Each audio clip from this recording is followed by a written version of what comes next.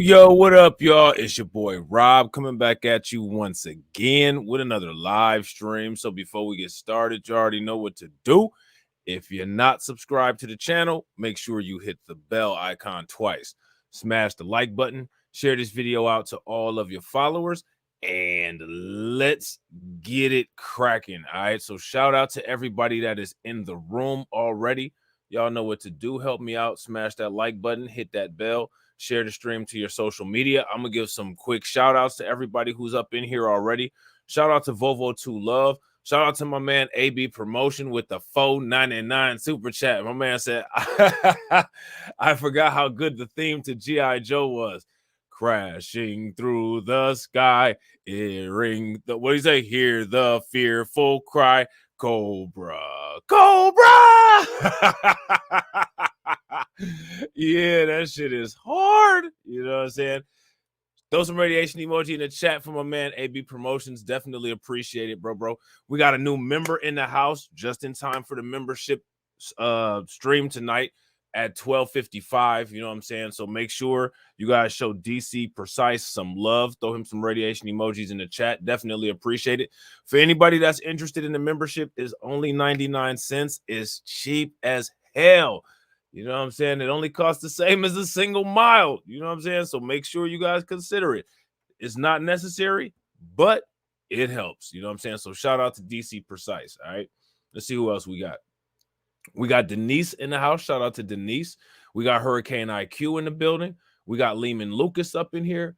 We got Jesse Parrish. Shout out to my man Jesse. We got Fantizzi in the building. Shout out to my man Fantizzi. We got Val in the house. Shout out to Val. We got Carlton Way. We got Jay Cage from the I Feel Nothing family in the building. Shout out to Jay Cage. Welcome, Jay Cage, to the stream. Good to see you, bro. Let me see who else we got up in here. And we got AJ in the building. Shout out to AJ. We got Shamika Gray in the house. We got Brooklyn Queen 125. Shout out to Brooklyn Queen. My man Cameron Jones is in the building. And that's it, man. So let's get it. Let's get it. Like Fantizzi said, let's get lit. You know what I'm saying? So what we're going to talk about today is debt. All right. Oh, you already know. Torian, shout out to my man Torian in the building. All money ain't good money. Forgive our debts. All right. There was an article that came out, and this article was from Crypto Slate. All right. And what it's talking about is Debt Nation, the unsustainable rise of debt in the United States. Now, if you ask me, this article is coming out a little bit too late because we all already know what the debt clock is looking like. Shout out to New York State of Mind. What's good with it, bro? And shout out to Carla. What's going on, Carla? And shout out to Seeking the Truth Ministry. Shout out to Seeking the Truth Ministry. Shout out to MC. What's good with it, MC? So my question for you guys is, what does that mean? Shout out to Brandon McCullough. What's good with it, bro? What does unsustainable rise of debt mean? What does that mean? Let me know what y'all think that means. You know what I'm saying? And shout out to Denise Scales. Make sure you guys show Denise some love with the $10 super chat. Definitely appreciate it. Thank you very much. You guys are amazing. Shout out to you guys. I definitely appreciate you guys showing the channel love. Make sure you guys throw some radiation emoji in the chat for Denise. Unsustainable debt. Now, here's my question. Anytime we look at an article like this, we have to take it for what it says. But then in addition to that, projecting into the future, we have to apply that to what's going on with the racial wealth gap. So my question is if the United States has an unsustainable rise of debt here, what is that going to do, or how does that affect the racial wealth gap? You don't need to give an exact answer. We didn't put any numbers in the calculator, but you can kind of tell what that might do. You know what I'm saying? So what does that do? What do you guys think? All right. So here it says the United States is currently navigating a labyrinth of financial obligations that have profound implications for its economic future. All right. Now we're facing some issues with our economic future as well. Shout out to Lloyd Sky 9. What's good with it, bro? Right. So this is important to consider because the overall United States economy definitely will affect our pockets as well as our wealth, as well as our spending, as well as our employability. Right. Shout out to Greets. What's good with it, bro? If you guys agree with that, give me a thumbs up. If you guys disagree, give me a thumbs down. So now here it says the U.S. debt landscape encompasses a myriad of components from national to household debts. All right. So both of those are important. When we're talking about household debts, we're talking about microeconomic factors, right? When we're talking about national debt, we're talking about macroeconomic factors, all of which affect us on an individual basis, right? Each with its unique characteristics and challenges. As of 2023, the nation finds itself grappling with soaring debt figures that have been exacerbated by factors such as the global pandemic, policy decisions, and changing consumer behaviors. Okay? So, soaring debt figures, all right? What does that mean? And they've been exacerbated. What does that mean? So that means that the debt was already increasing, right? Because that's when they say soaring, that's what that means. It's increasing, soaring, flying, you know what I'm saying? Getting higher, right? Exacerbated. When they say exacerbated, what does exacerbated mean? What does exacerbated mean? Shout out to B1 First. What's good with it, bro? If you have a situation and that situation becomes exacerbated, what does that mean? What's going on with that? What is exacerbation?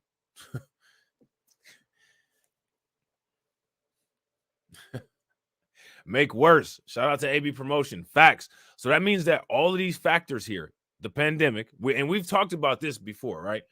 Policy decisions, which policy decisions would be like the prime rate increase, right? Monetary policy, basically, and changing consumer behaviors, right? Which consumer behaviors, that's economics, right? That's economy. Economy is the psychology of how people spend their money in mathematical models, calculating different things like GDP and supply and demand, right? So consumer behaviors change as well. Let me ask you guys some questions. What kind of consumer behaviors have you noticed? New things. Let me know what you guys think. Understanding the different types of debt and their respective magnitudes is not just a matter of economic curiosity, it's a necessity. Each debt type, be it mortgage, student loan, or credit card, reflects specific societal and economic trends. By dissecting these debts, policymakers, investors, and analysts can gain insights into the nation's economic health, consumer behavior, and potential future trends. All right. So now, if we talk about the racial wealth gap, is that and we talk about the zero median wealth in 2053, is that a potential future trend? Yeah, Volvo facts. Lots of looting. That's definitely a quote unquote change in buyer behavior. You know what I'm saying? So now here's total debt balance and its composition. All right. This graph right here. Mortgage is this orange one. So mortgage makes up a lot of the debt in the United States. Revolving debt is this gray one. All right. The auto loan is also gray, if I'm not mistaken. The credit card debt is this blue one here. And student loan debt is this red one. All right. So this is broken down into percentages. Mortgages make up 70% of average household debt. Revolving debt makes up about 2%. Auto loans make up about 9%. Credit cards make up about 6%.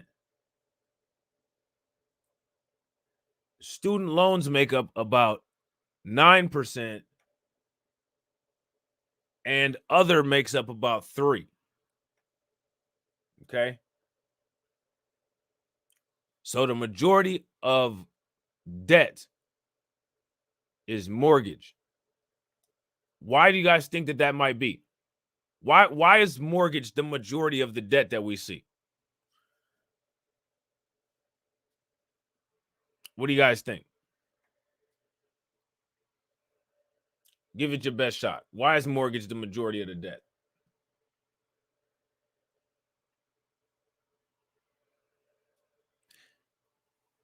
It's a very easy answer.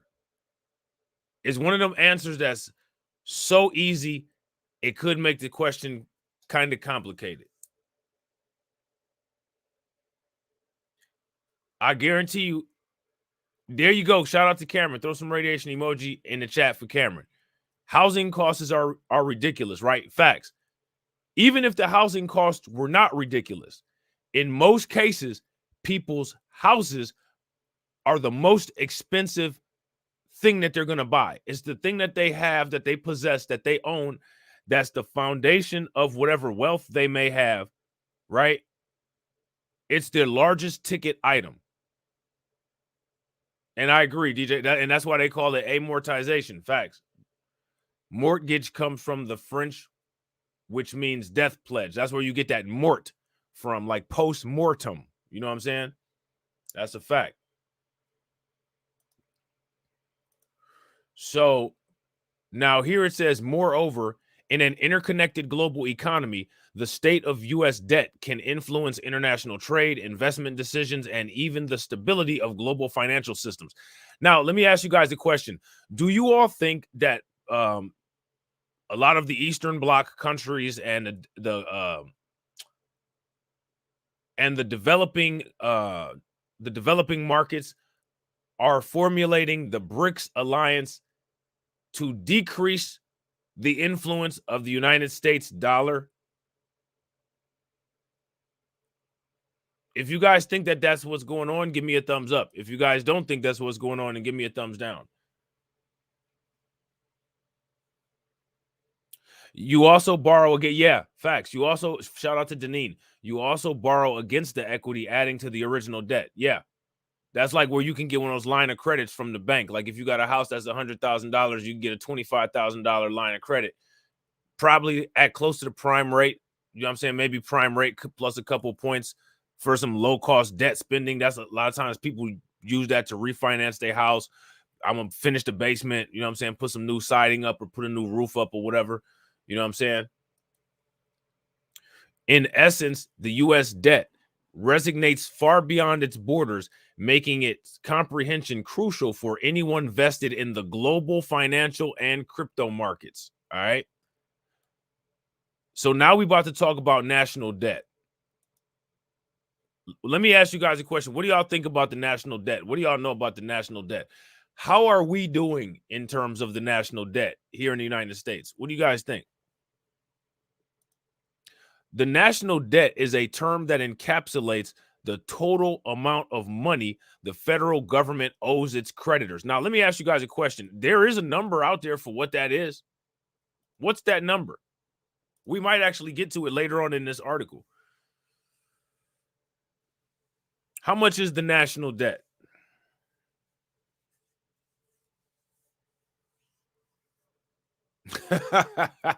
That's a good answer. Shout out to AB Promotion. AB Promotion says horrible. B1 First says 32 trillion. I think you might be right on the bullseye. I think B1 First might be right on the bullseye. Carlton says national debt is horrible. Facts. Big facts. These creditors can range from domestic entities like individual investors and banks to foreign governments and international organizations. Essentially, it represents the cumulative amount of deficits the government has run over the years, borrowing to cover its expenses when tax revenues fall short.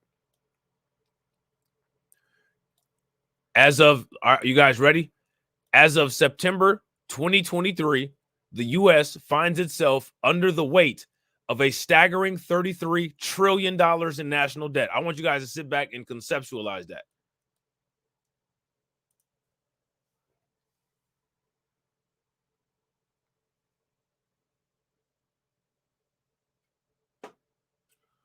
Whoo! That's wild, Carla. Shout out to DJ Elmo. What's good with it, bro?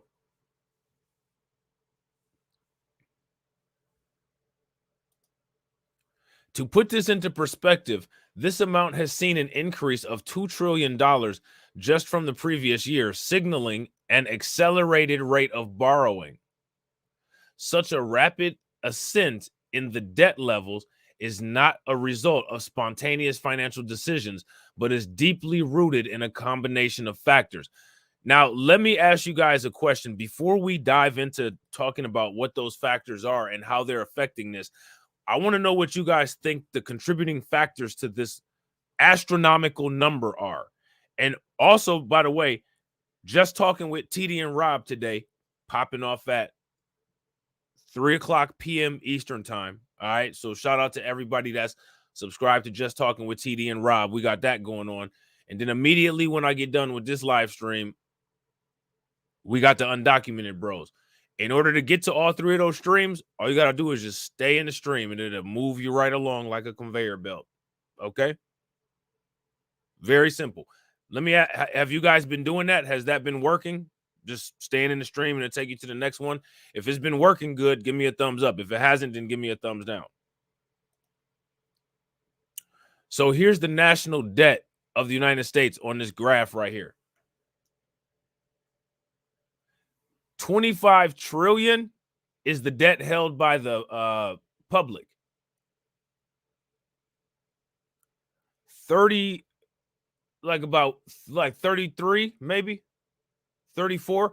Look like about 34 trillion. Well, no, that's not 34. It look like maybe about 32 trillion dollars is the amount that is intragovernmental holdings. Okay. That's wild.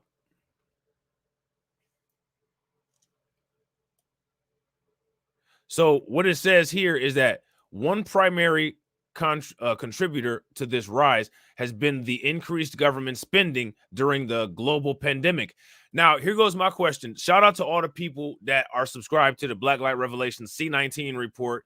And shout out to the people that have been watching at the very least since the war in Ukraine started. You guys remember when we talked about this stuff during the war in Ukraine? And I was saying about how the government spending during the C19 pandemic could possibly cause negative economic consequences later on down the road, for the reason that when a stimulus is given, buyer behavior patterns tend to show that people get used to those things, budget that spending in, and then when the carpet is removed, they're not ready for it, and it pushes them into debt at a fast rate. You guys remember that? Does that sound familiar? If you guys remember that, give me a thumbs up. If y'all don't remember that, give me a thumbs down.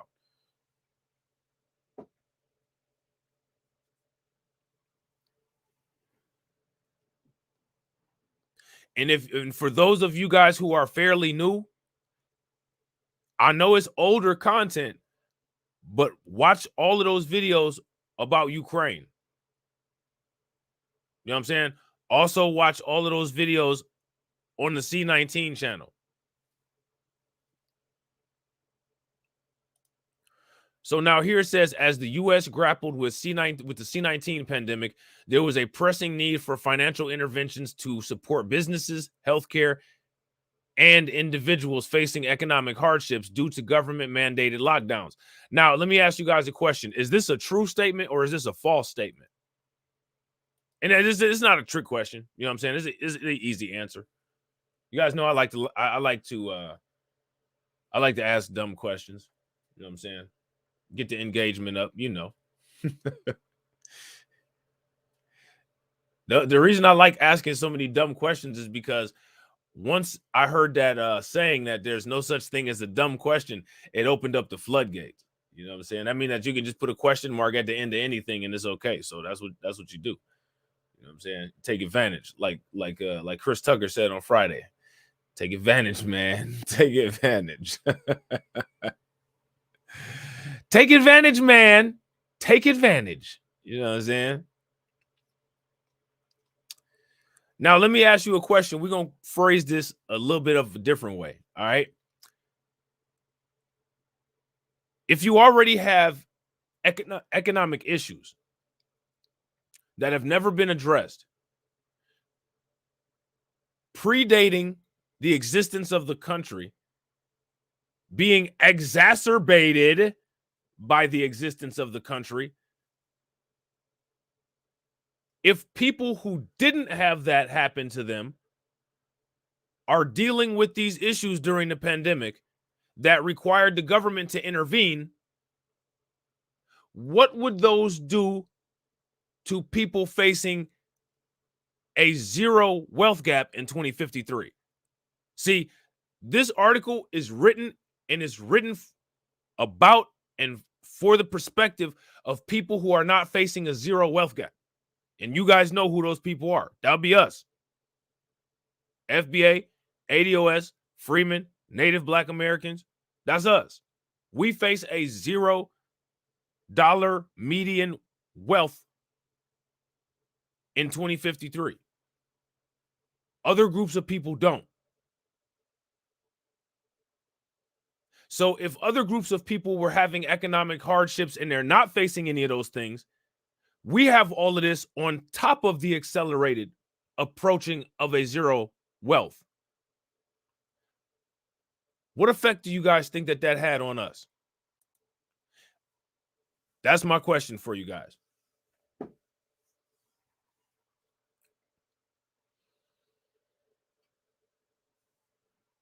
What do you guys think?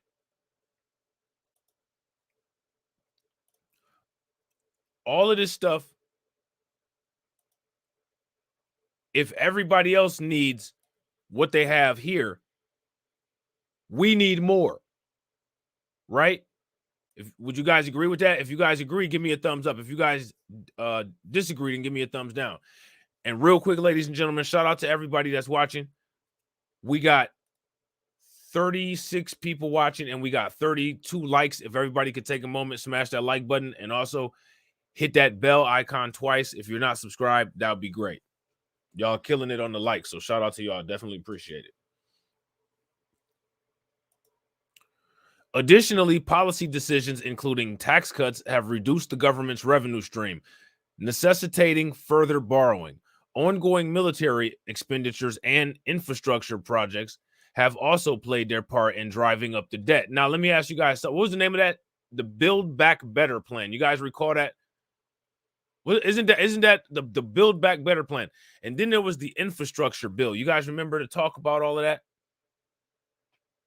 Carlton Way said a lot of us will be doing OnlyFans, but how many people will be making money, though? That's the question. People might do something strange, but is they gonna get any change, though? That's the question. Shout out to Miss D. What's good with it, Miss D? Some people may do something strange, but are you gonna earn any change? That's the question. That's the gamble that you face when you're doing that OnlyFans. You know what I'm saying? Shout out to DJ Elmo. DJ Elmo said the World Economic Forum already said you will be happy when you own nothing. Yeah, they've said that, bro. Now, here goes my question. That's a good that's actually an interesting thing to talk about. What do you think they meant by that? And shout out to Carla for hitting that Stream Elements bot. What is this? When the World Economic Forum is saying you will be happy when you own nothing? What does that mean? What are they saying by saying that? What are they implying?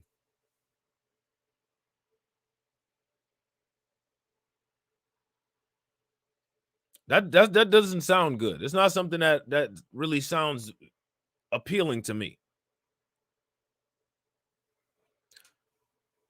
That sounds like you won't have a lot of ownership in anything. And it also sounds, right?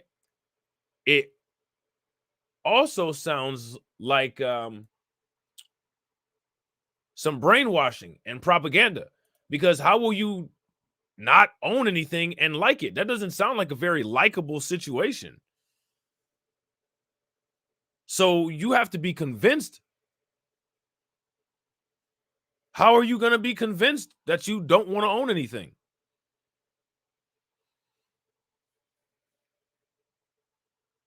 How can somebody convince somebody of that? Think about that. That's some strong propaganda. And they're confident in themselves. Speaking of confidence, shout out to my man Keep It 100. I was watching Keep It 100's live stream after Kid Gravity had after Kid Gravity, shout out to Kid Gravity, had streamed the RNC debates, right? And Keep It 100 actually reacted to this live stream that Yvette Carnell had did about Trump's blackmail Trump supporters.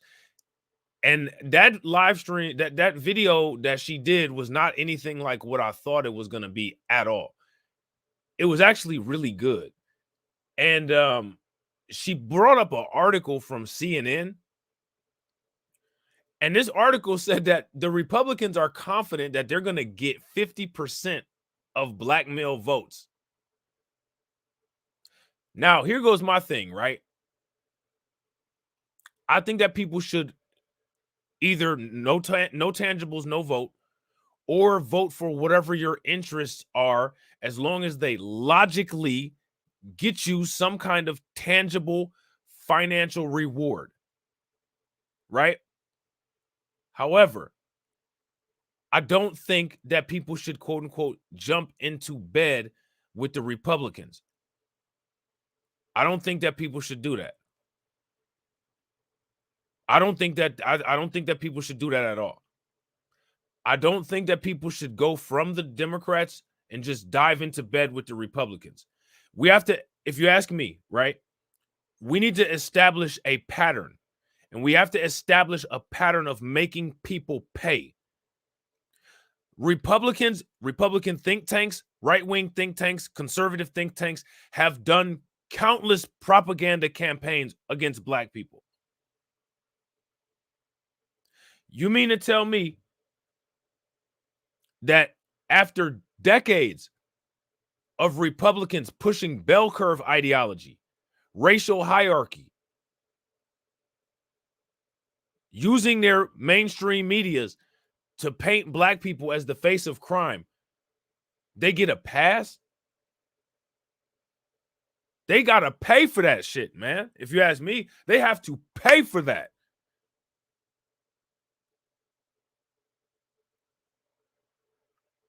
What are you going to do to fix the damage that you've done by politicizing our entire race?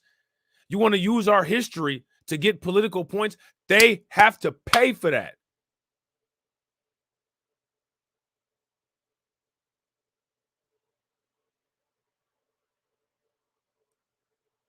You know what I'm saying?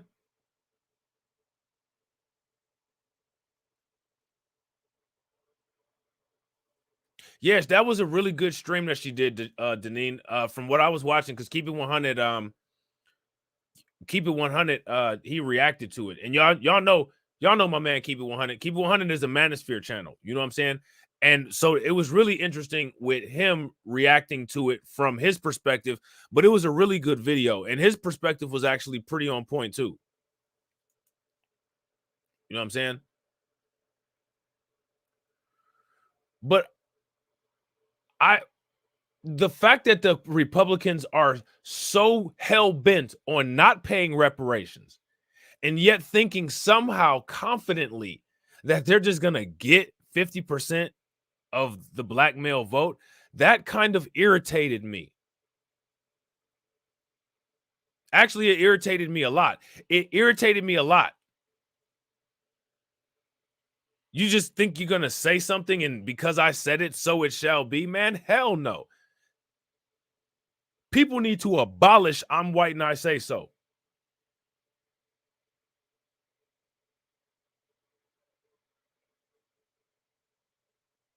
It needs to get ran through a crematorium and then the ashes put on a space shuttle and sent into the sun.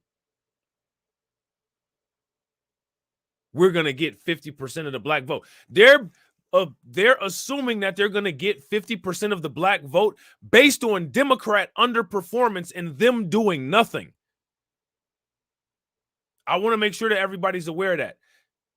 These legacy adoso Republican trash think that they're going to just sit back and put their arms behind their heads and get 50% of black male votes because of Democrats doing nothing and because of gender war content, butthurt black dudes that have issues with black women voting Republican just to get on some quote unquote masculinity type shit. I really hope that people don't fall for that stupid shit. Got me cussing this early in the morning, but y'all knew it was going to come. The Republicans have done nothing to earn our vote. If anything, the Republicans have done something to earn our aggression. Now, here goes my thing. They're not even talking. See, this is what we got to understand. They're not even talking to us. They're sitting back calculating based on reactive behavior from being disgruntled with the Democrats.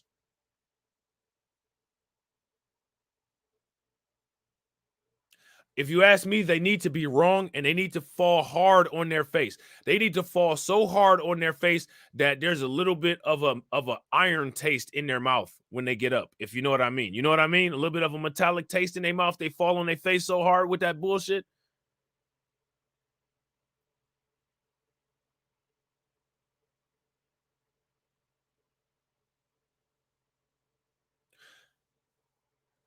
Man, listen. Shout out to my man KO Kid Fit. My man Keep It 100 used a great analogy. He said, if I'm dealing with two women, right, and neither of those women are giving up any ass, I'm not going to take one out to Red Lobster to make the other one mad. because that's not helping. Neither situation is benefiting me. I'm still not getting any after dinner. That's the situation that we're in with the Democrats and the Republicans. You're going to go into that date a virgin, you're going to come out a virgin. You ain't getting none. Shout out to Keep It 100 for that analogy. That was a great analogy, if you ask me. So my question is, people are already, quote unquote, jumping on the Trump train, right? But my question is this is why I asked that question. Do we need to come up with a list of demands for Republicans? And I believe that we do. Because how do you create all, like, see, it was all doing good, right? Shout out to my man Kareem. What's good? Your facts. I'm eating by myself. If neither one of y'all, like, listen, man, I'm not getting anything. I'm not getting anything riding back to the house. I'm not getting anything on the way to the damn restaurant. I'm not getting anything after a couple drinks.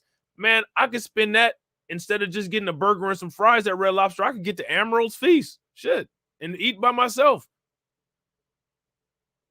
You know what I'm saying? Just spend the money on you. You getting some snow crab and king crab, and I gotta sit here and eat a burger, and I still ain't getting nothing. What? That's what we doing with the Democrats and the Republicans.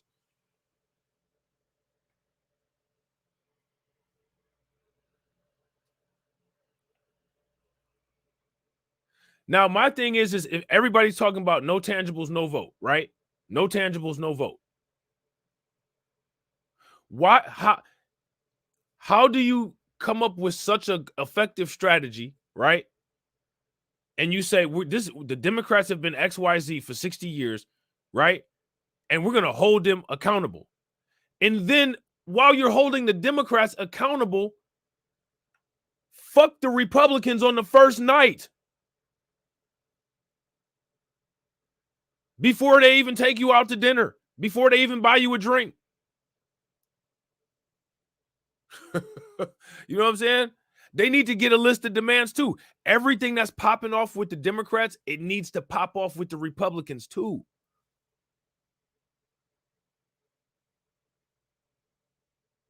Would y'all agree?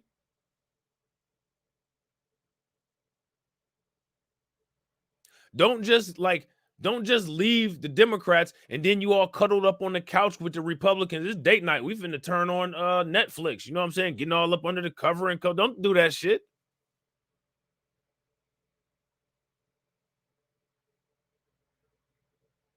That's what that's showing is that's showing that the learning curve is flat.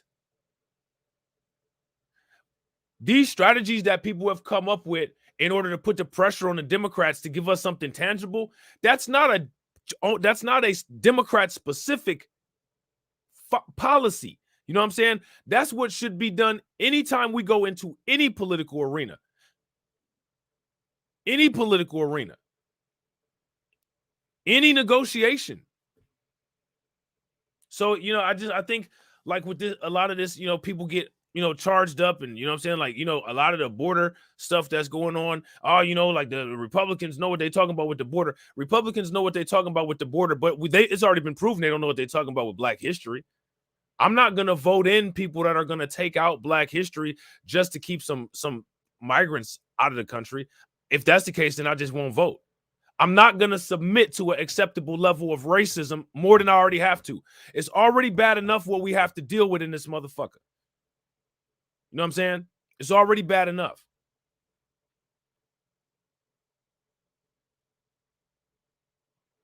I'm not negotiating anything else. This is it. Like, this is it. Like, it's at a tipping point as far as I'm concerned. And as of right now, the Republicans are not at an acceptable level of even having a discussion with. I'm not good. See, like, and this is the reason why I asked that question. When these Black conservatives, like, if you have Black conservatives should be trying to get Black people to vote Republican. They should be trying to get black people to lean right politically and vote right politically and support the political right. Let me ask you guys a question. Have you ever watched a video from a black conservative that just made you feel welcomed and wanted to join any conservative movement? Why would any black person join Republicans with the repugnant nonsense and propaganda that they put out talking about black people? You're not going to fucking smack me in my face and then I'm going to ask you to join the party. That's not how that shit goes. The fuck? You're going to spit in my face and then expect me to just join? Okay, yeah, you know, I was just playing out. Nah, man. Nah. I see what you're doing at the border. It sounds nice, but you got a lot of ground to make up with all the violation that you in, because you in a lot of violation. You know what I'm saying? We a lot of times people are talking about these things of people being disappointed with how people are upset about forgiveness. Shout out to Philip Scott. You know what I'm saying? I watched the podcast that Philip Scott did where he was going in on MC Lyte. You know what I'm saying? And he was absolutely right about his criticisms of MC Lyte forgiving Joe Biden and, you know what I'm saying, telling people, oh, you being too hard on Joe Biden because he messed up LL Cool J's name and called him a boy. MC Lyte, go get you a roughneck.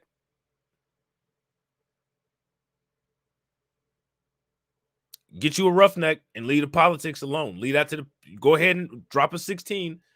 You know what I'm saying? And we'll deal with the politics. But if you ask me, people that jump away from the Democrats into the lap of Republicans doing the same thing. That's the same thing. We're just going to forgive all these people, man.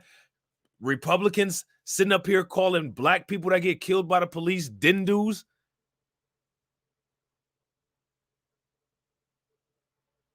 Fuck them. Our history is politicized. You don't just walk up on our turf talking about you're going to walk away with 50%. Them days should be over. You walk up on our turf, the only 50% you might go away with is your life meter, your hit points at 50% for the gamers in the building.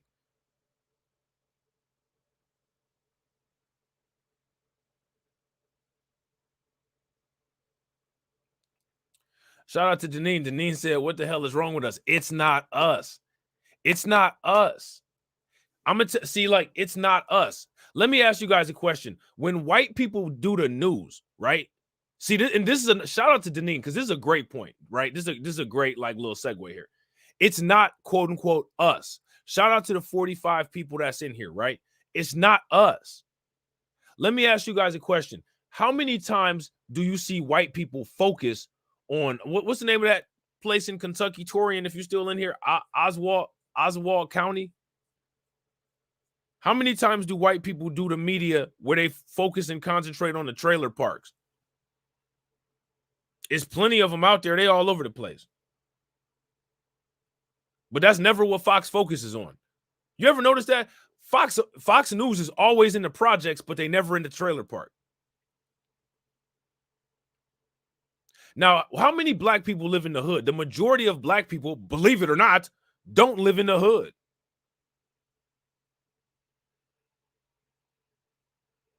If you ask white people will sit here and have you believe all 48 of us, man, we was out there tearing Target up this weekend. Me and AB Promotions was running down the street with tires over our head. You know, KO Kid Fit work out all the time. He had a big ass TV running down the street with it, with the wig. You know, he had the Kevin Samuels wig on and the glasses and the tie. KO Kid Fit had the tie on and some khaki shorts with the socks pulled all the way up. Running down the street. This is my TV. I'm an incel. I'm going to go home and watch Star Wars with this. You know what I'm saying?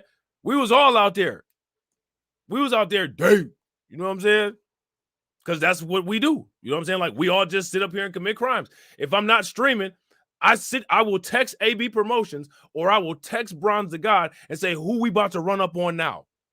Happens at least 3 or 4 times a day because that's what we do. That's all we do. If I'm not talking about plotting to rob somebody with AB Promotion, I'm talking to TD Hip Hop Media about, you know what I'm saying, where I can buy a brick from, because that's what we do. That's how we got time to, bro, that's how we got time to plot all this shit all day, because we don't work. You know what I'm saying? We don't work. We're all on welfare. That's how I got my first brick. You know what I'm saying? I sold some yams. This is what they believe. They actually believe this shit. Now, let me ask you guys a question. Why do they believe it? It's clear that it's not true. If we all live in the hood, who are these black people that these white people in the suburbs are being racist to? Who are they? Who are these magical Negroes? They just popped out of nowhere. You know what I'm saying?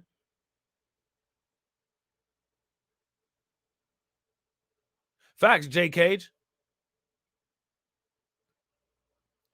Oh, yeah, we all bastards, too. There's that. We all came from a asexual, you know, we was all born like, you know, that's why everybody like religion and Christianity, because we can all identify with Jesus. Like, it was just mom. You know what I'm saying? It was just Mary, no Joseph. You know what I'm saying? Tony, look, I said Tony Yayo. I was about to say Tony on the corner with some Yayo, right? Hey, AB, I was about to say Tony on the corner with some Yayo right now.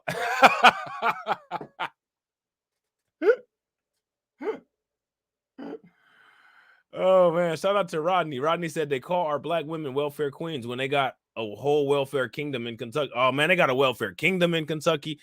You know what I'm saying? One of their all-American heroes, Brett Favre, is a welfare king, a welfare Viking. You know what I'm saying?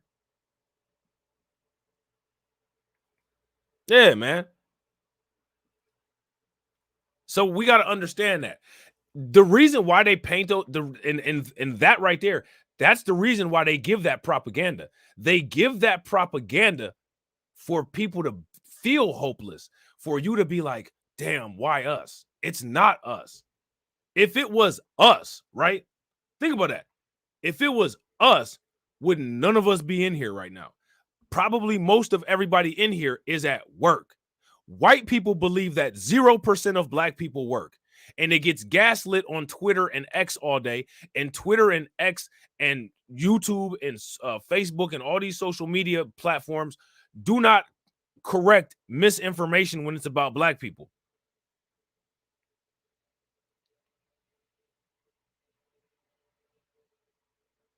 You know what I'm saying?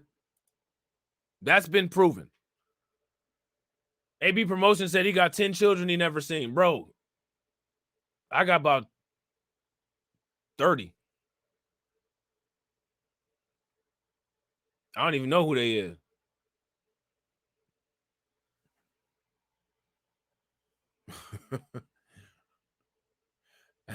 I don't even remember none of the moms' names neither. You know what I'm saying? You know what I'm saying? I just tip up to Ciroc and just go through, just go through them like a missile. You know what I'm saying? And whatever happened after that, it just happened. I don't know. You know what I'm saying? Somebody walk up to he yours, like, oh, you know what I'm saying?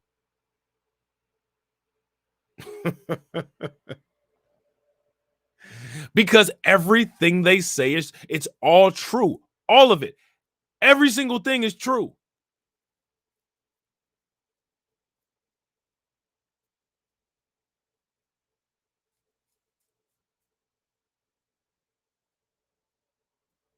You know what I'm saying? So if you ask me, right, we just got to take that into consideration.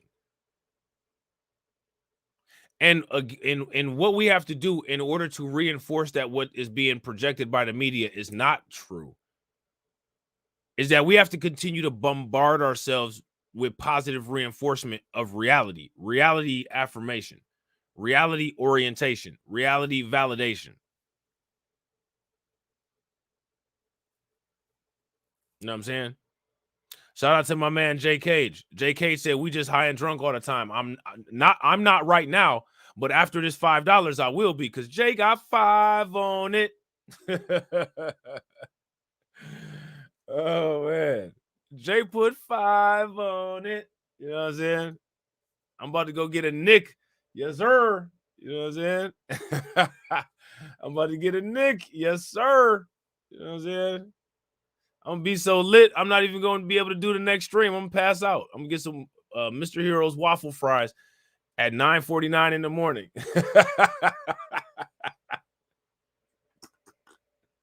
Because that's what we do. Because everything that the white media says is true. Every single thing, all of it. Matter of fact, I always tell everybody, man, please do not make me upset, because you just never know when I might just delete you. I just might do it because shit happens in Chicago. And because shit happens in Chicago, I might just turn your TV off. And people look at me like I'm crazy. You're looking at me like I'm crazy, but it's you who believes this idiocy. Okay. If you're going to believe it, I'm going to help you believe it. You know what I'm saying? You believe that shit? I'm gonna help you ass believe it. Make sure y'all show JK some love. Throw some radiation emoji in the chat for him. Definitely appreciate it, bro. So now here it says mortgage debt. Remember, mortgage debt was 70%. Mortgage debt makes up the biggest amount of debt. So you could actually take this into consideration for your own financial strategy at home, right? Probably it may not be 70% of your debt, but if you haven't paid off your house, your total amount of mortgage that you have left probably makes up a big percentage of your total household debt. So if you actually look at this graph, right, and you turn this graph, if you look at this graph right here and you turn this graph into a budgeting strategy, the easiest way to increase your income, right, your after-tax income, would be to decrease this 70% down to as low as you can. If you can get this 70% to 35%, or get that 35% to 15%, or get that 15% to 5%, that would give you significantly more money to work with, right? So think about that as you go forward with how you utilize and manage your money. You know what I'm saying? So now here it says mortgage debt arises when individuals or families borrow money to purchase residential properties. All right. So that's anybody who owns a house or owns any commercial real estate understands what this is.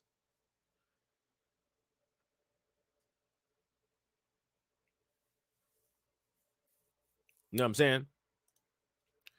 This form of debt is secured by the value of the property, meaning if the borrower defaults on the debt, the lending institution can take possession of the property through a legal process known as foreclosure. Okay?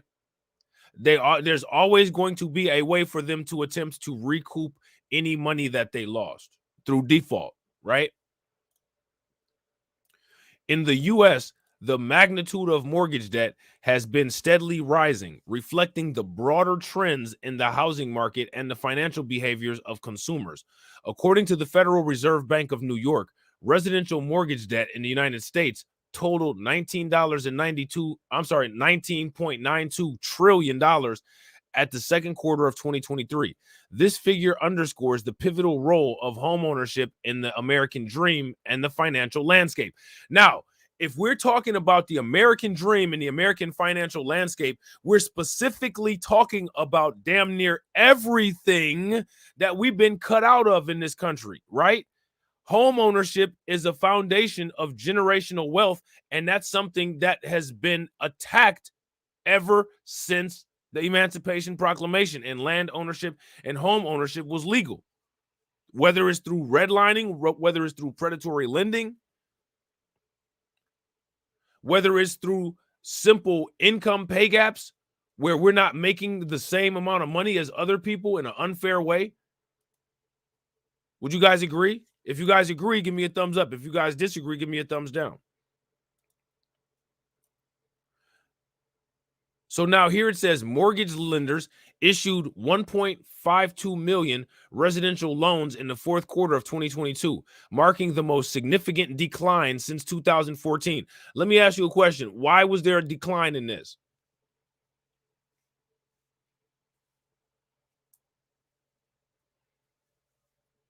Why did this number decline? Furthermore, the average balance for first mortgage reached a record high in 2022, standing at $323,000. I'm sorry, $323,780, according to the Mortgage Bankers Association. The global pandemic had a profound effect on mortgage rates. Now, let me ask you guys a question. What do you all think or know that the global pandemic did to mortgage rates?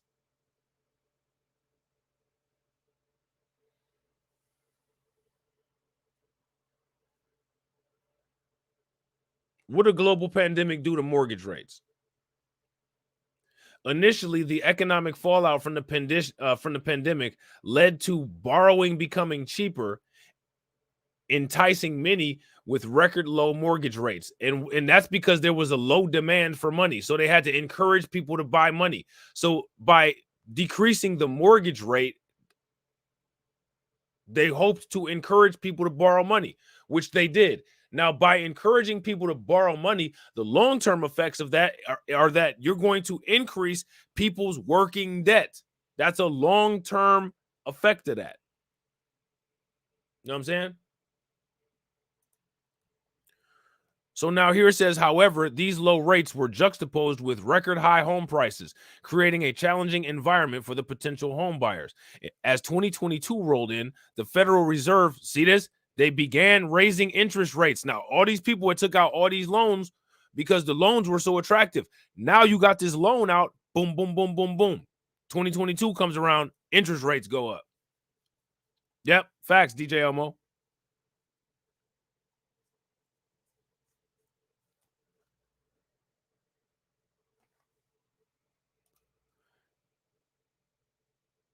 The Federal Reserve began raising interest rates in response to inflation and other economic factors, slightly slowing down the home selling frenzy. We talked about inflation.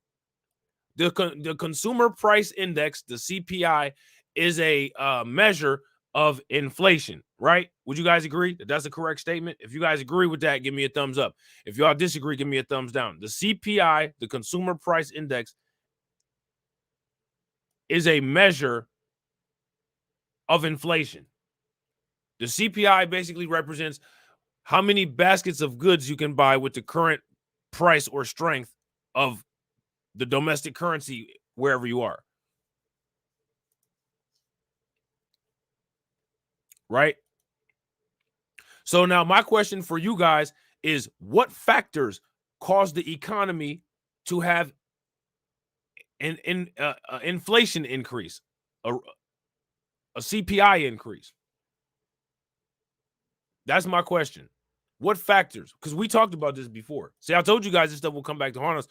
And the reason why this stuff will come back to haunt us is because if you understand this stuff, when you sit there and listen to politicians, you will know when they're lying, because you understand the mathematical relationships between all of these different factors. So when somebody says they're going to do this or says they're going to do that and says that the expected outcome is going to be this, the expected outcome is going to be that, we got all these years of data that show us what the outcome is going to be.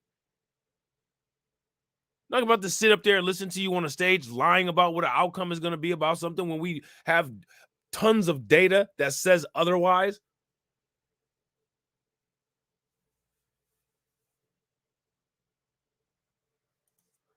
Student loan debt. Student loan debt. Okay. Now, let's go back to this chart right here. Student loan debt. Look at this. You see this right here, this red one. Red in the red right there. 9% of the average total household debt.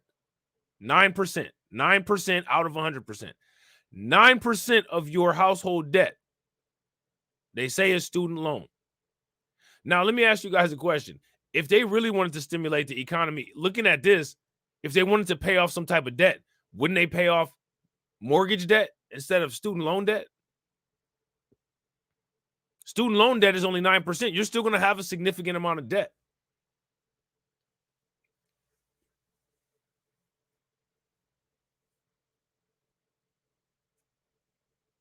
Shout out to Root Strikers. What's good with the Root Strikers? Would you guys agree with that? Student loan debt is a financial obligation incurred by individuals to cover the cost of their education, typically at the post-secondary level.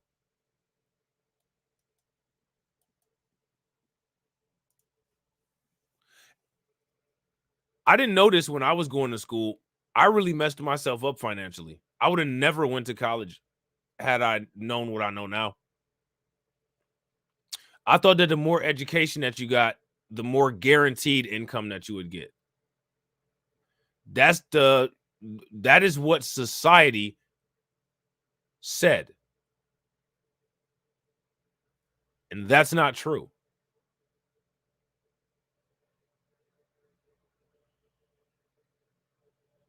And I found out the hard way that that's not true. Probably most of us in here have already found out a lot of financial truths the hard way. But it's all good, though. You live and learn. You know what I'm saying? It doesn't make you a horrible person.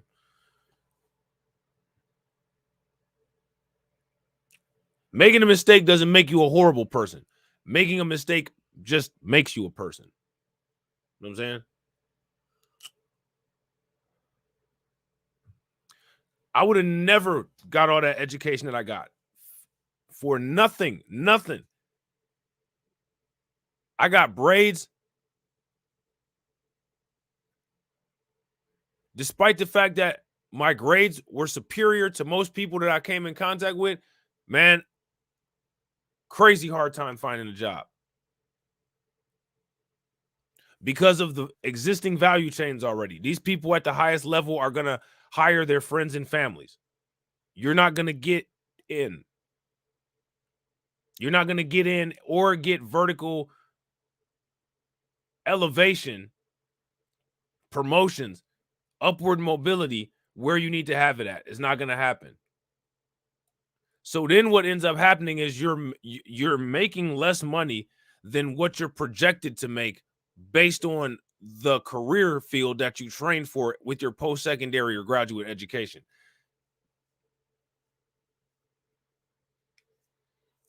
The only way that I would go back, Hurricane, if I was you, is if your job pays 100% tuition reimbursement. Then I would do it all day long.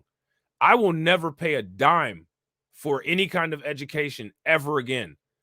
I will only get more education if my employer gives me more education or pays for it.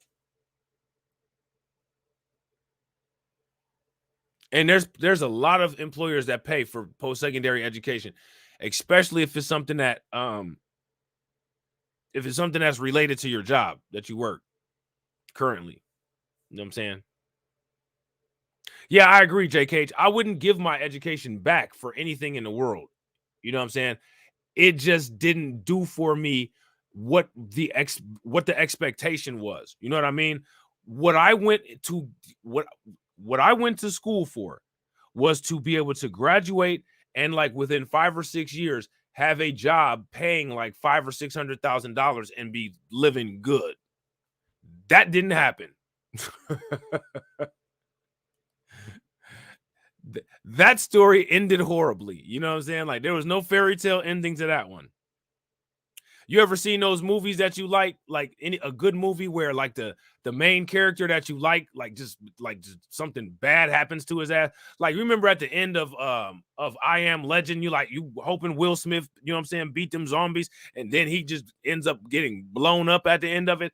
That was the end of my story. I was back there behind that glass and I just blew up. You know what I'm saying? That's what happened to me. You know what I'm saying? That debt, you remember that zombie was beating on the wall and it was putting his face all in the wall? That's how that debt was at me. That debt started beating on the walls like, you know what I'm saying? Just beating on the wall, and then it started to crack. And I was just sitting there. Looking at the debt with this crazy ass look in my eye, and I had that bomb. And then I just ran into the wall and everything just blew up. You know what I'm saying? It was a wrap.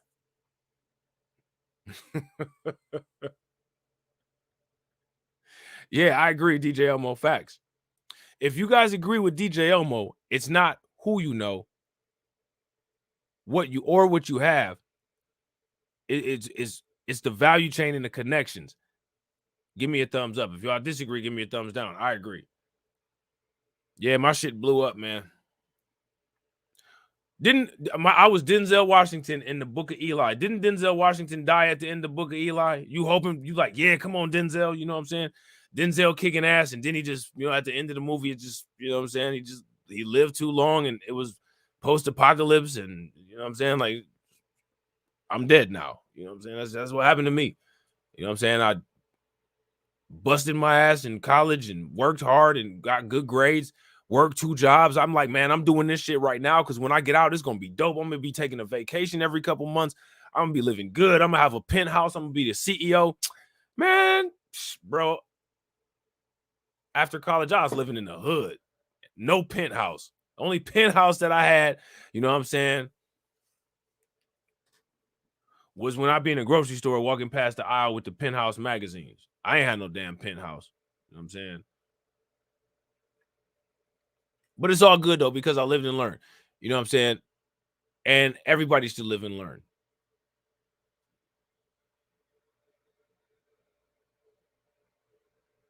Oh, there's an alternate ending to the movie where Will Smith escaped with the girl.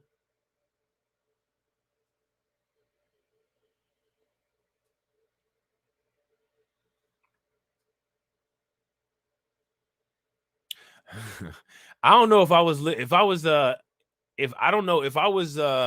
Smith, I don't know if I would have helped anybody. I probably would have just kept that door shut and just been enjoying some good food and watching TV. I don't know if I would have been all outside all like that. You know what I'm saying?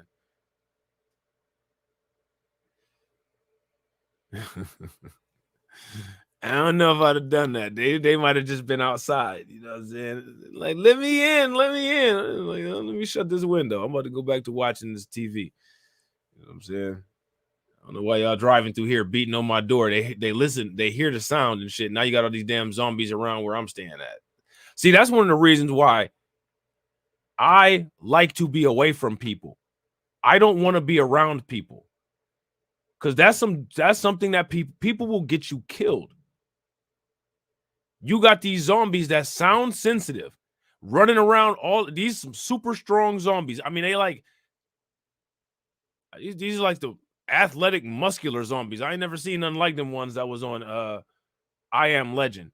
You got them swarms of them too. Like, it'd be a different story if it was some Walking Dead zombies. You hit them and the head fall off, or you know what I'm saying? Like, you know, they just weak and they just limp around. Nah, they had like like Olympian zombies on I Am Legend. Like, them motherfuckers was running like Usain Bolt, doing gymnastics, climbing all up poles and doing backflips down. Like, there was a mission, and I don't know what the fuck happened with whatever virus went on with that shit, but them zombies were like athletes, CrossFit. You know what I'm saying? I'm not dealing with all that. I'm not going outside and catching, you know what I'm saying, the chances of my car breaking down and I got to deal with one of these old overly athletic ass zombies. I'm not doing all that. I'm staying my ass right in that house. Anything that I need, that shit better be at least like about 10, 15 feet in front of where I'm at. I'm not going all through the city and doing all that extra stuff. I'm not trying to be seen by other people neither. You might mess around and get sniped. It's nighttime and you frantic because you want to run from these zombies. You know what I'm saying? And you know that they're sound sensitive. And here you come beating on the big steel door in front of my house. Are you crazy? Have you lost your damn mind? Out of everything you could have done, you find the one other survivor and start beating on my door and having all these motherfuckers coming around me. Yeah, you might have to go.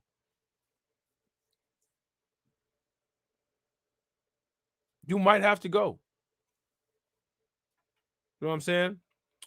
That's a hell of a tangent, isn't it? So now here it says there are 2 primary types of student loans: federal and private. Federal student loans are funded by the U.S. government and often come with benefits such as income-driven repayment plans and potential loan forgiveness options. Okay. Private student loans, on the other hand, are offered by banks, credit unions, and other private lenders, and they often have higher interest rates and fewer repayment options compared to their federal counterparts. As of 2023, the total student loan debt in the United States reached a swaggering $1.75 trillion. So that's what Biden had. If I'm not mistaken, I think the student loan debt or the student loan debt repayment plan that Biden was proposing, I think it got struck down by the Supreme Court. Somebody correct me if I'm wrong. But that amount of money, that $1.5 trillion, that was the amount of money that was going to attack. Now, my question is, if that's only 9% of the average household debt, what exactly is that going to do? How much help to somebody's financial situation or somebody's financial trauma or somebody's financial distress, how much assistance is that going to provide? And it's not even the whole 9%. We're talking about only a fraction of it. You know what I'm saying?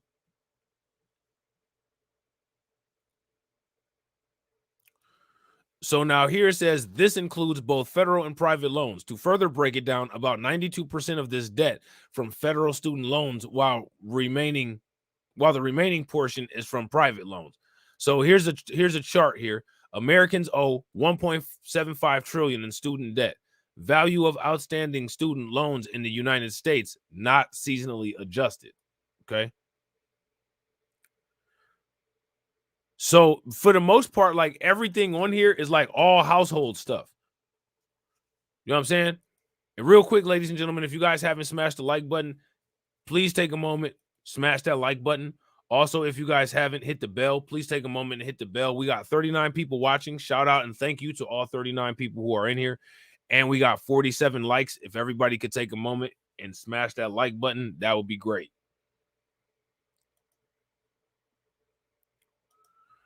So now here it says the average amount owed per borrower stands at $28,950. This figure is a testament to the rising cost of higher education in the U.S. and increasing reliance on loans to finance it. All right, so let's break that down real quick. Why is the cost of education higher, and why is there more reliance on loans to pay for it?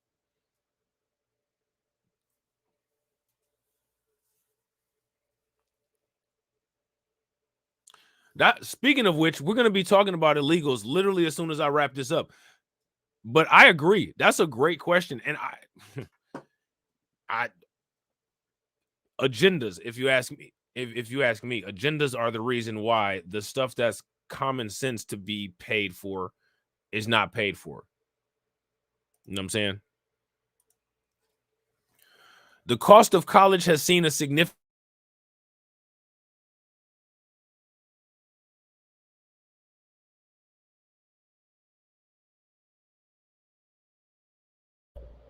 Can you guys able to hear me? Okay, yeah, I think you guys can hear me. If you guys can hear me, give me a thumbs up. If you guys can't, give me a thumbs down. My mic just did something weird. You guys, okay, cool. All right, good. The cost of college has seen a significant increase over the last 30 years, with tuition costs at a public four-year college growing from $4,160 to $10,740, and from $19,360 to $38,070 at private institutions after adjusting for inflation. Why is this price going up? How difficult do you think that's going to be for people to pay? That's ridiculous. That's insane.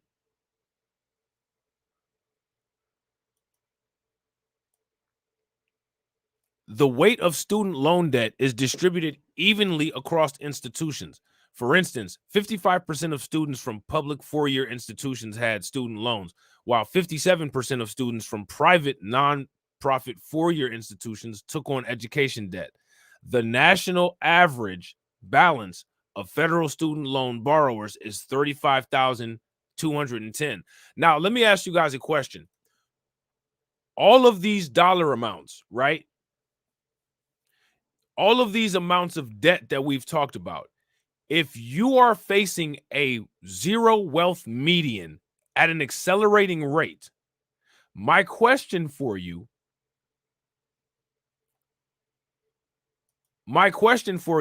is each of these debt numbers, what does that do to the acceleration into that zero median? Does it speed it up? Does it slow it down? Or does it keep it the same? See, these are problems, right? And this is one of the reasons why there's no reason why any politician should ever try to say, well, I'm doing this student loan debt for black people. You're not doing a student loan debt anything for black people unless you do it for everybody, and then you do slavery reparations and racial wealth gap adjusted student loan adjustment, because it's not helping us if our racial wealth gap is going at light speed to zero and nobody else's is, and you give us the same amount of money. That is intellectually dishonest and mathematically incorrect. And that right there, and the fact that Joe Biden can sit there and stare people in the eye and tell those lies, as well as white people in the population at large, literally gaslighting this nonsense, acting like there's no issue. That is why zero political parties deserve any support. And that's why, if you ask me, all of these businesses that we have to use, you know what I'm saying? We need to use them at a minimum until we can get our own shit up.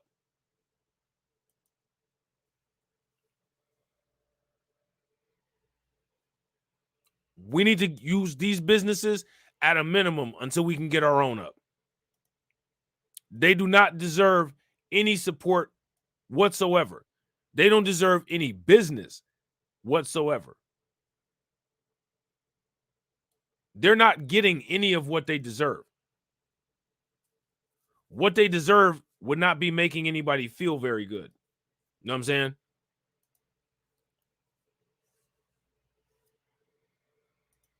So now here it says the increasing student loan debt has broader implications for the economy, affecting borrowers' abilities to buy homes, start businesses, and make other significant financial decisions. So again, same question. All of this stuff, this article right here is literally like a straight out of Dr. Claude Anderson. If white people have a cold, black people have the flu talk. You know what I'm saying? Like, what we're talking about right here is an article about white people cold. My commentary over this is black people flu. You know what I'm saying? This is that shit Dr. Claude Anderson was talking about. That's why you can't get accurate information out of this bullshit. You can get some good numbers, but you got to adjust them for what we're talking about. You know what I'm saying? So now, credit card debt, which let me ask you guys a question. Does college debt have anything to do with credit card debt? I'm gonna put that question out there, then I'm gonna step back. How does college debt relate to a lot of credit card debt? That's my question for you guys. Yeah, we got double lobe pneumonia, lungs all the way filled up with fluid. You know what I'm saying?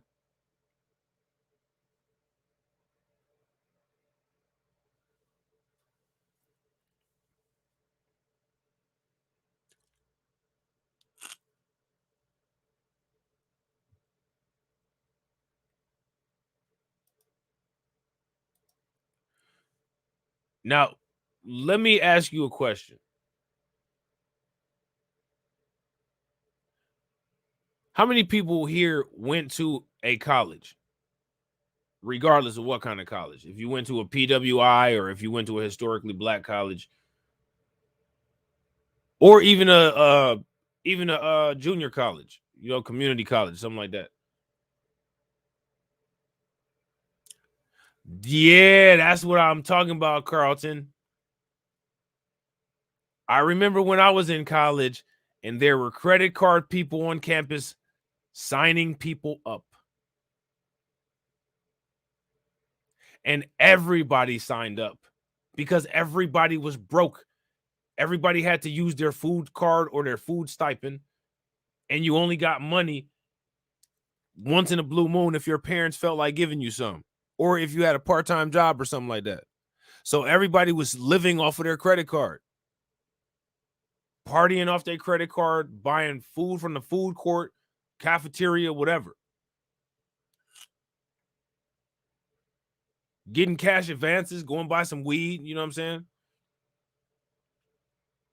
People was using their credit cards, and they was all over the place. Oh, we got the new Visa with the $500 limit, you know what I'm saying? All you got to do is sign it right here. You ain't even got to have no income. This is specially made for college students. What that basically means is that this is to target college students. You know what I'm saying? Yeah, Capital One is notorious for it. Discover too. Man, they will be there. They give you a pin. They give you a lanyard. You know what I'm saying?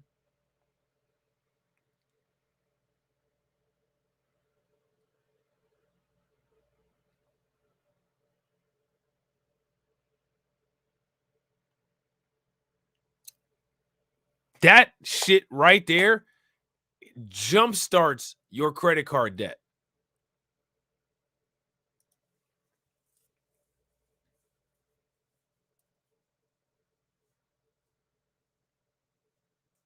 Anybody who needs some money, like the people are always gonna do that. It is, again, it don't make you a bad person. Like, this isn't a judgment thing, like y'all dumb as hell. Nah, man, everybody did that. These are just lessons that now that people learn them and see these things going on, you live and you learn. You know what I'm saying? You live and you learn.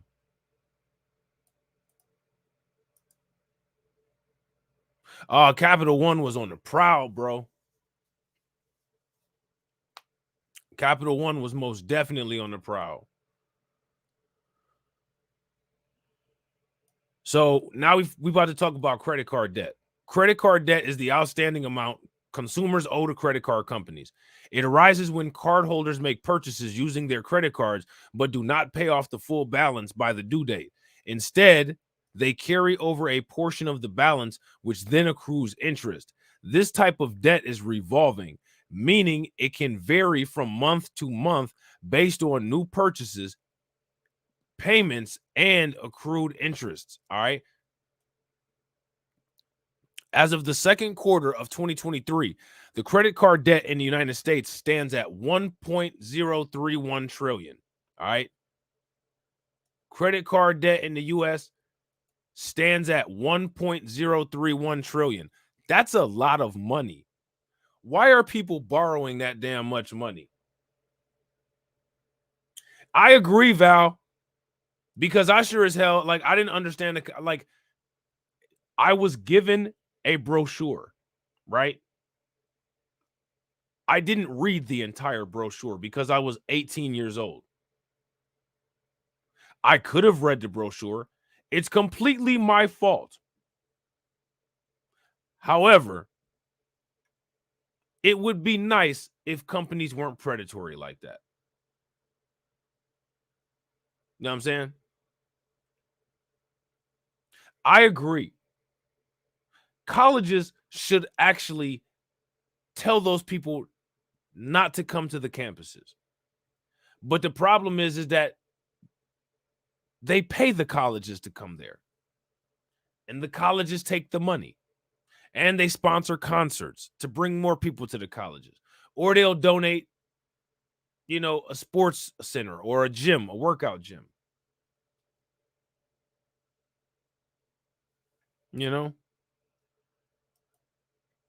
Like I said, though, it's all good, though. It's all good. This figure is particularly noteworthy as it marks the first time. Look at this.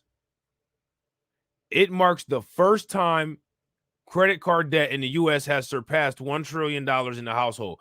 What is that saying about that trend?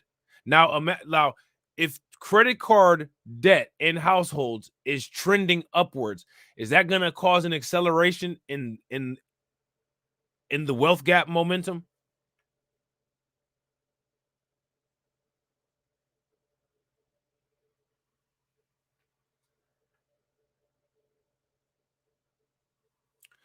If you're able to do that, AB promotions, that's the best thing that you can possibly do. If you guys agree with AB, give me a thumbs up. If y'all disagree, give me a thumbs down. AB says, man, when my bill comes, I pay it entirely. Interest most times isn't your friend. Facts. The increase of $45 billion in the second quarter comes after a period in the first quarter where the debt level remained unchanged, a deviation from historical trends. In fact, credit card balances, look at this. Credit card balances have surged by 175 billion since the fourth quarter of 2021, and the current debt is 104 billion higher than the record set in the fourth quarter of 2019. And then remember, all the other numbers that we've been talking about, all those numbers are in the trillions. These are in the billions, but it's still a lot of money. You know what I'm saying?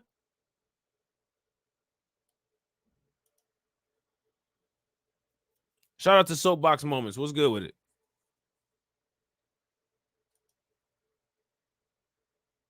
On a household level, the national average debt among cardholders with unpaid balances as of December 2022 was $7,279.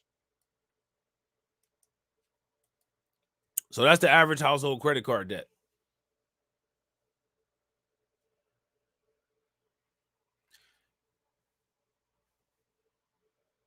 Had I understood all of this, like had I known all of this, the only kind of credit card that I would have had would have been my own secured credit card, and I would just increase my own balance by adding more money to it. Had I known this, that would have been that would have been the strategy that I would have done had I been aware of this kind of stuff. You know what I'm saying?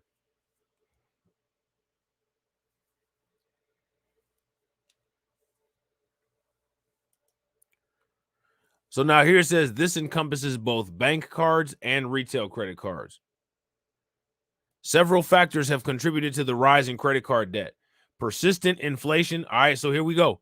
Several factors contributed to the rise in credit card debt. Now, what I need you guys to do is I need you guys to list for me in the comment section economic situations that could possibly have contributed to the increase in credit card debt.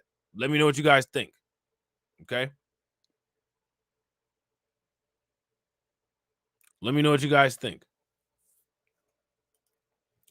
Persistent inflation, rising interest rates, and other economic challenges have made it harder for many consumers to pay off their balances in full each month. Additionally, the aftermath of the pandemic saw a sharp decline in credit card balances from 927 billion in the fourth quarter of 2019 to 770 billion in the first quarter of 2021. Now, I want you guys to think about this, right?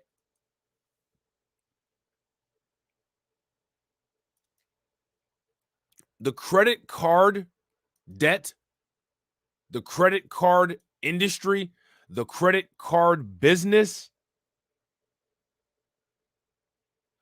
that is private business. That means that all this this particular section right here, right? This section right here, credit card debt, all of these figures that we're talking about are all amounts of money that are going to go back to private companies, which means that there's individual, like that's money that's going to bankers, to people.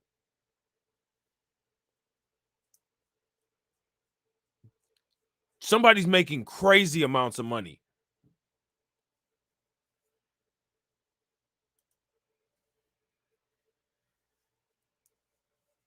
Would you guys agree? Somebody's making mad money. You know what I'm saying?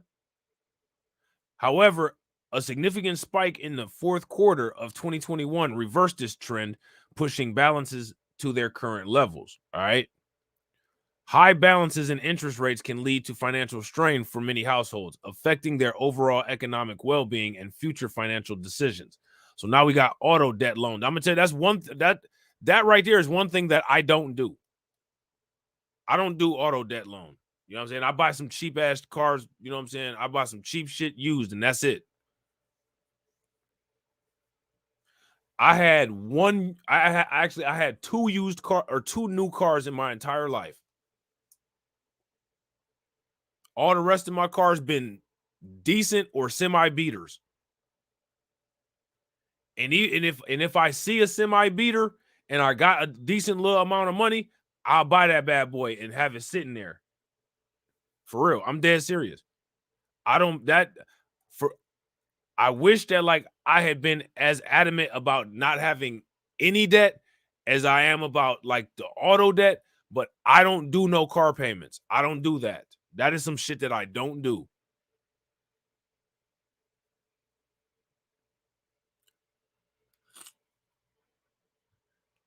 And I've religiously not done that. That's one thing that I can say that I like was ahead of the curve on and did right. You know what I'm saying? In the US, auto loan debt has been on an upward trajectory. Now, let me ask you guys a question. When it comes to all of these things, what have you noticed about their trajectory? Everything has been on an upward trajectory. All of these different forms of debt have all been on upward trajectories.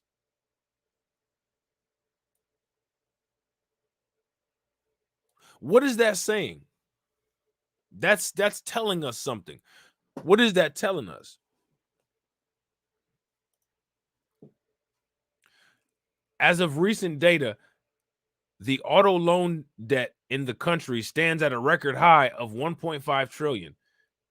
This figure is indicative of the increasing reliance on vehicles for transportation and the rising costs of automobiles, making financing a necessary for many consumers.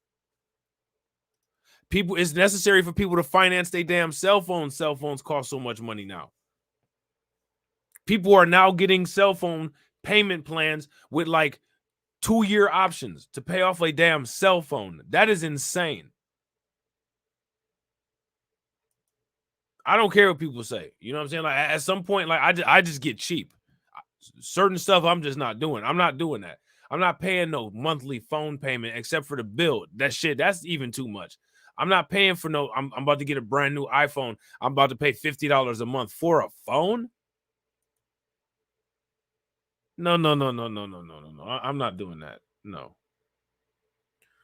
So now here says delving into the specifics, the average monthly loan payment for a new vehicle in 2023 is $725, marking an increase from $650 in 2022. All of that is too much. Shit. That's how much I used to pay for rent. I'm not paying that for a damn car.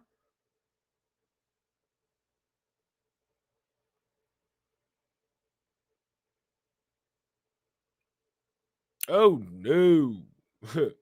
No, no, no. Man, good. Shout out to everybody that does pay that. Y'all some good ones, man. I'm not doing it. I am not doing that. I'm not doing that unless I'm super balling. Unless my YouTube channel gets to like 3 million subs and like, you know what I'm saying? Aside from that, working my day job, man, I'm not doing that. I see people that work with me that pay that kind of money on 2 cars. I know your ass is broke because I make the same amount of money as you. And I know that you're eating a lot of ramen noodle because ain't no way. You got to have full insurance on that shit. On that car, you have to have full insurance. And depending on how your driver's record is, that's going to cost you some money. Good luck. You know what I'm saying? Good luck. For used what? For used vehicles. Look at this. For used vehicles, The average monthly payment is $516 in 2023, up by 2% from the previous year. I'll be damned. Bet you I don't. $516? Bet I don't. I'm not paying $725 for no new vehicle, not paying $516 a month for a used vehicle. That's crazy.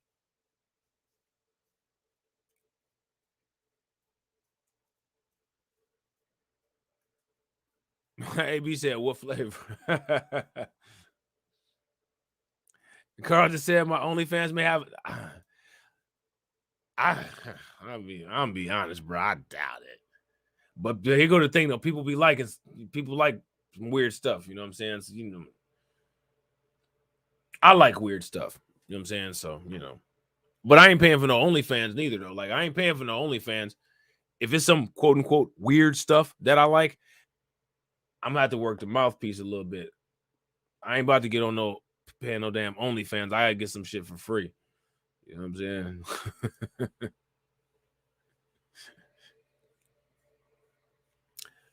Yeah, facts, Jay. You ask yourself this: how is car insurance premiums outpacing inflation? Facts. Shout out to Denise. Yeah, the Hyundais are great cars with longevity. You hear all these people talking about their Lambos and all that, man. Listen, I had a Kia Forte.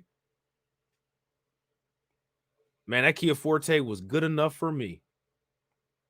That bad boy was good enough for me. It was so good. See, Kia Forte, this is what I'm talking about, man. Everybody be on the internet talking about like they need a dime piece. You know what I'm saying? Like, you need to, like, man, I need this cold chick. You know what I'm saying? Like, she gotta be perfect. She gotta be cold. She gotta be on point. A lot of problems come with that shit. You got a Camaro, you got a Corvette, you know what I'm saying? You got a Lexus. A lot of problems come with that shit. Listen, man, I had a nice Kia Forte. You know what I'm saying? Kia Forte was good. It was good. It had just enough options on it. I only had to fill up the gas tank like twice a month. Free maintenance and oil changes and shit. That shit had like a 500-year guarantee, bumper to bumper.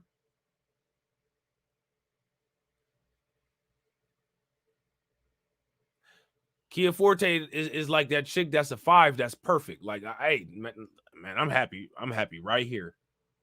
You know what I'm saying? I see all that over there. Okay, I see it. I'm happy right here. that's Kia, man. Kia is that 5 with the dime piece performance. I'm good right here. You know what I'm saying? You go ahead and talk all that, you know what I'm saying? You talk all that mess. I am good right here. Congratulations to you. I'm okay. You know what I'm saying? I was so okay with the Kia.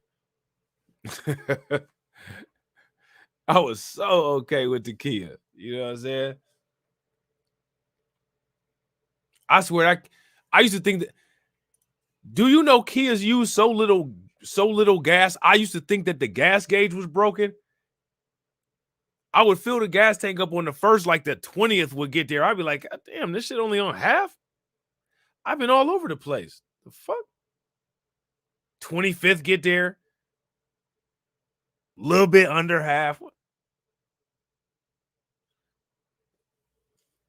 I had to take my shit to maintenance. Like, yo, I think the gas gauge broke. I don't know, sir. Kias are just really fuel efficient. You know what I'm saying?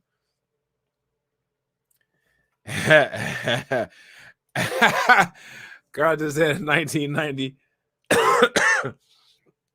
Girl just said a 1990 Toyota Camry identifies as the 2023 Rolls Royce. Facts.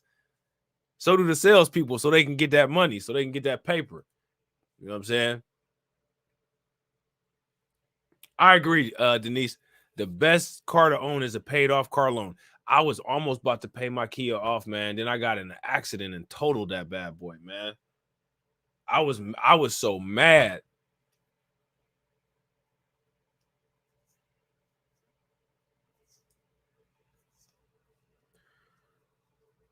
Man, I would have drove that car for like I literally would have driven that car forever.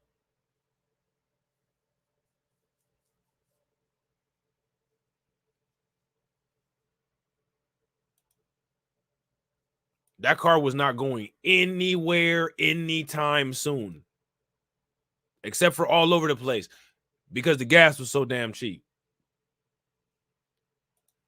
You know what I'm saying? See, I'm telling like I used to always tell everybody I will always either have a compact car or a compact SUV, but whatever I get, it will be compact. You can make fun of me as much as you want to, right? Go ahead and talk shit. Go ahead. I dare you. Go ahead and talk shit. Because when I see you at the gas station, when that gas price go up, I'm gonna be the one talking shit. And you gonna have that nice ass car and you ain't going nowhere. And I'm going all over the place. Like my trips have not changed any, but yours have. You know what I'm saying? I see people with these big giant avalanches, you know what I'm saying? And Escalades and Denali's. Have fun with that.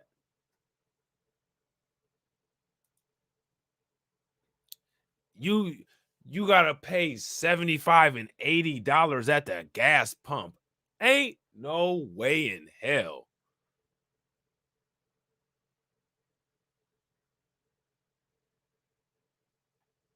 Mm-mm. So now here it says these figures provided by Experian highlight the growing financial commitments of consumers or the growing financial commitments consumers are undertaking when purchasing vehicles.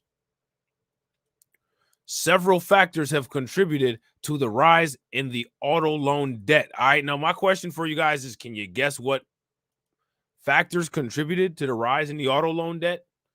Probably a lot of same factors that caused rise to the rest of the debt, right? Shout out to Vega. What's good with it, Vega? The aftermath of the C-19 pandemic, coupled with supply chain disruptions, has led to increased vehicle prices. Now, let me ask you guys a question. Do you guys think that these strikes are going to have any impact on the automobile prices? What kind of impact do you guys think that the strikes are going to have? What kind of impact is that going to have? What's that going to do? We're gonna start talking about those strikes too. I just got to get together some articles and stuff, and y'all can send some if y'all want to. Shout out to DSB. If y'all not part of the Discord, make sure y'all take a moment and hit that Discord link that's in the comment section.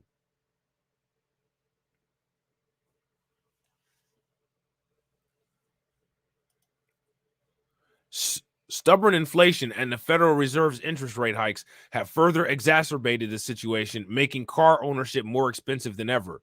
Joanna Dean, vice president of sales at Toyota Financial Services Group, which identifies as Lexus of America Financial Services Group, according to Carlton, said that given the current transaction and vehicle prices, financing has become almost indispensable for many consumers. It's not even about it being I'm just not doing it. I got a threshold. I got a limit that I have on certain shit. I don't do anything that costs more than my rent. Like I don't do nothing that costs more than my rent. If there's a monthly payment that I'm committing to, I don't do it if it costs more than my rent. Or even if it costs if it costs even 50% of my rent, I'm not doing it.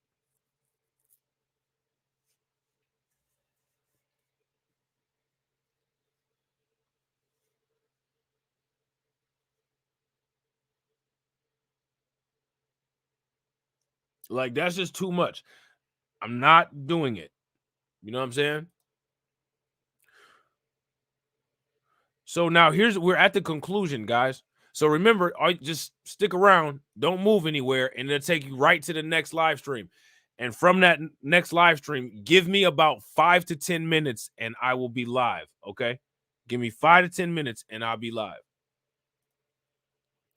The mounting debt across various sectors in the United States paints a complex picture with far reaching implications, not just domestically, but on a global scale. For the U.S. economy, high levels of debt can stifle growth. As more funds are allocated to servicing debt, Less is available for investment in infrastructure, research, and other growth promoting activities. This can lead to reduced economic output, potentially resulting in recessions or stagnation. U.S. citizens bear the brunt of this debt directly. So when we talk about the national debt, you guys see it right here. U.S. citizens bear the brunt of the national debt. Okay? So we can't look at the debt and be like, oh, man, I feel bad for the United States. You know what I'm saying? God, thank goodness they ain't talking about me. Nah, they talking about the entire United States. Real quick, ladies and gentlemen, make sure you guys show Val some love. Throw some radiation emoji in the chat. Throw the membership emoji in the chat. You know what I'm saying? Appreciate it, Val, with the $5 super chat. I feel you, Hurricane IQ. I'm not trying to get out of I'm not trying to get in any more debt either. I'm trying to get out of debt and disappear into thin air. That's literally my goal. You know what I'm saying? Real shit. And look at this. Back to back 3-pointers. You know what I'm saying? Steph Curry and Klay Thompson. Shout out to Carla with the $5 super chat. Make sure y'all show her some love. The Splash Sisters. You know what I'm saying? So now here it says high household and personal debt can lead to financial strain, which damn near explains this, damn near characterizes most households here in the United States. Shout out to Hurricane IQ. I got the $5 challenge going on. Okay. You know what I'm saying? Who gonna win? Make sure you guys show Hurricane IQ some love with the $4.99 super chat. Definitely appreciate it.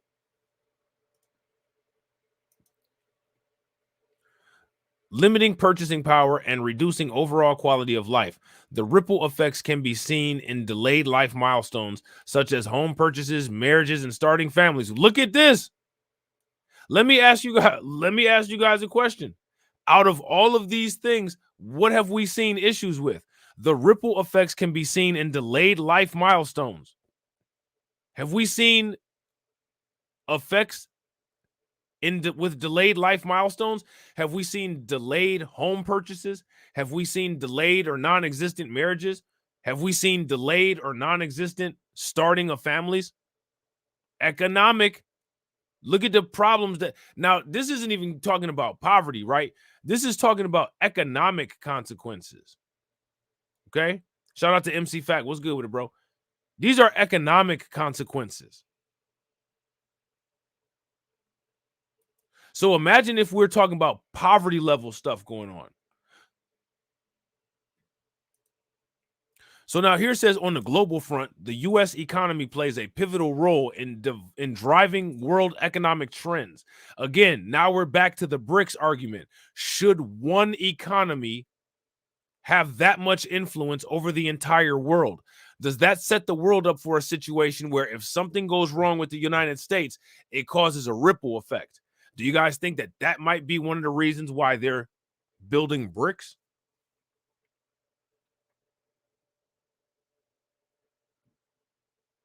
Now, let me ask you guys a question. How many of y'all watched the Republican National debates, the RNC debates?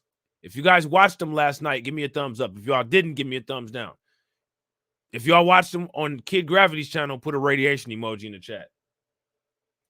Now, the reason why I'm asking you guys this is because this is a pretty comprehensive report, right? About issues that, for the most part, everybody cares about, right? This is a generalized report. This is an all lives matter report where, for the most part, anybody who's American can read this and get a general idea. And then we just tailor it specifically for issues that we got going on with us, right? Would you guys agree with that? Now, these are issues that everybody have that manifest in a different way, which is why we got to talk about them customized for our specific situations, right? Did the Republican debates even bring any of this stuff up at all, and how they plan on dealing with this? This article right here is an entire debate that they could have one night. Nobody said anything about any of this, which tells me that I don't want to deal with any of you people, because this is the shit that I'm worried about. So now here it said a debt-laden U.S. can lead to reduced imports, affecting economies dependent on the U.S. trade. Furthermore, global investors might become weary of U.S. securities, leading to shifts in global investment patterns. And we've seen that. We've seen that, right? Global investors have become weary of U.S. securities. Global investors do not believe that the United States has the same high probability of being able to repay its debts anymore. The United States has dropped in bond rating, if I'm not mistaken, from a AAA to a AA, which means that investors have become more weary. Know what I'm saying? Real quick, ladies and gentlemen, make sure you guys show DSB some love with the $10 super sticker. Definitely appreciate it. Okay. Lastly, the crypto market, which has been seen as an alternative investment and hedge against traditional financial systems, could experience volatility, which for anybody that knows about crypto is always volatile because there's a lot of different factors that go into the price determinations of units of particular cryptocurrencies. So cryptocurrency is always volatile. However, with all this going on, it's going to increase the volatility to even more volatile than it already is. You know what I'm saying?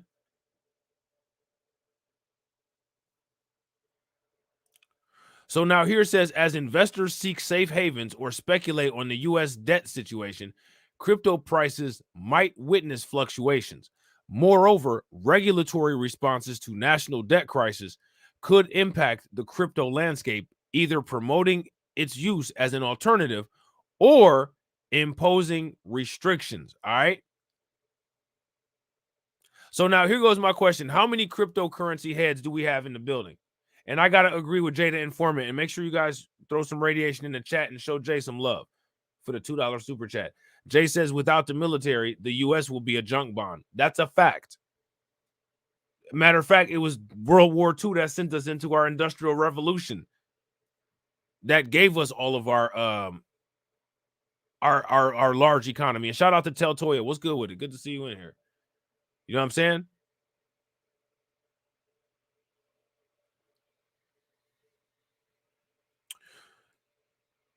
So for the people that have been around, you guys know I used to do more financial content like this. And there's only one of me, and there's just been so much going on in the news. I haven't really had a chance to get to this kind of stuff, but expect to see more of this kind of content on both of the channels. You know what I'm saying? I just haven't had a chance to do it because it's been with political season and stuff going on. It's been so much news. I'm trying to do what I can to get it up. And you know what I'm saying? It's just not working. That sounded bad. That's not me really advertising myself real well, is it? You know what I'm saying? Pause. You know what I mean? So, ladies and gentlemen, players and pimps, don't move a muscle. Just stay here. It'll take you right into the next stream. But before that happens, I want to give a shout out to the stream sponsors, and we got a lot of them. All right. Shout out to AB Promotions with the $4.99 super chat. Shout out to DC Precise for becoming a member. Shout out to Denise Scales with the $10 super chat. Shout out to Jay Cage with the $5 super chat. Shout out to Val with the $5 super chat. Shout out to Carla with the $5 super chat. Shout out to Hurricane IQ with the $4.99 super chat. Shout out to DSB with the $10 super sticker. And shout out to JD Informant with the $2 super sticker. All right. Definitely appreciate each one of you guys. Definitely appreciate the members. Throw the membership emojis in the chat. All right. Give me 5 to 10 minutes and I will be right back with y'all. All right. Peace.